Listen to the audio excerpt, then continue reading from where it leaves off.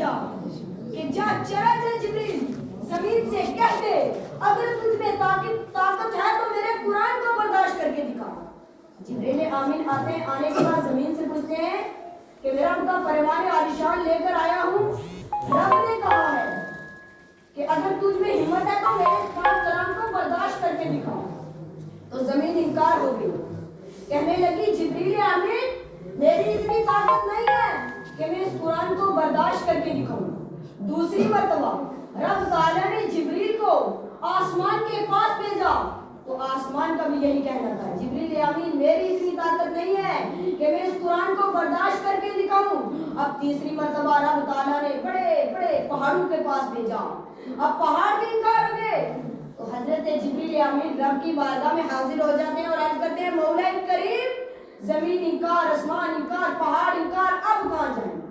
تو مالک کائنات نے کاوش سمندروں سے کہا, بڑے بڑے سمندروں سے جا کر پوچھا مولا کیا جواب دیں گے. حضرت جبریل چوتھی بار آئے, سمندروں سے پوچھا, سمندر انکار ہو گئے. اب کہنے لگا مولا زمین انکار ہو گئی ہے, آسمان انکار ہو گیا ہے, بڑے بڑے پہاڑ انکار ہو گئے ہیں, بڑے بڑے سمندر انکار ہو گئے ہیں. مولا اب کہاں جائیں جبریل, تیری بنائی ہوئی تمام چیزیں انکار ہو گئی ہیں, اب جبریل کہاں جائیں. تو مالک کائنات نے کہا او جبریل اب سن ذرا ان کے پاس جب بولے سارے سبحان اللہ.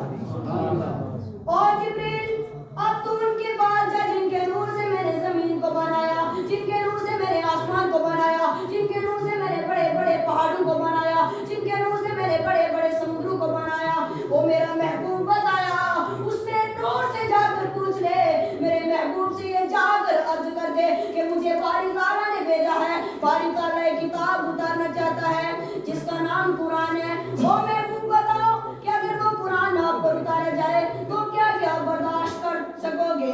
جب پانچ مرتبہ جبریل آمین رسول کریم کی بارگاہ میں حاضر ہوتے ہیں اور عرض کرتے ہیں یا رسول اللہ صلی اللہ تعالی علیہ وسلم, بولے سبحان اللہ, یا رسول اللہ صلی اللہ تعالی علیہ وسلم مجھے باری تعالیٰ نے بھیجا ہے, زمین انکار ہو گئی ہے, آسمان انکار ہو گیا ہے, بڑے بڑے پہاڑ انکار ہو گئے ہیں, بڑے بڑے سمندر انکار ہو گئے ہیں. اب ایک بقایا بچ رہا ہے جس کا نام محمد عربی ہے, بولے سارے سبحان اللہ. تو یا رسول اللہ صلی اللہ علیہ وسلم بتائیں کہ اگر آپ پر قرآن نازل کیا جائے تو کیا برداشت کر سکو گے. تو محبوب مسکرائے, کہنے لگے جبریل کیسی بات کرتے ہو, اس قرآن کو برداشت کرنے کے لیے میرا سینہ تیار ہے, بولے سبحان اللہ. اس قرآن کو برداشت کرنے کے لیے میرا سینہ تیار ہے.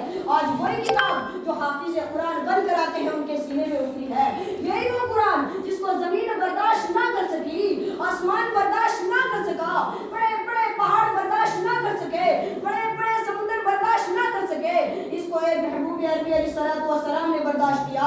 اور خالص اپنے اوپر نہیں اپنی امتیوں کو بھی بتا دیا کہ میرا امتی جب قرآن پڑھتا ہے, میرا امتی جب قرآن کی تلاوت کرتا ہے, حافظ قرآن کا مرتبہ تو بڑا عالیشان ہے, اس کا مقام تو بڑا عالی مقام ہے, لیکن ہاں اگر کوئی دیکھ کر ناظرہ پڑھنے والا دیکھ کر ناظرہ پڑھتا ہے اور ناظرہ پڑھتے ہوئے زمین پر چلتا ہے, اللہ کی عزت کی قسم وہ زمین انتظار کرتی رہتی ہے کہ باری تعالیٰ تیرا کلام پڑھنے والا میرے اوپر سے چلے, بولے سارے.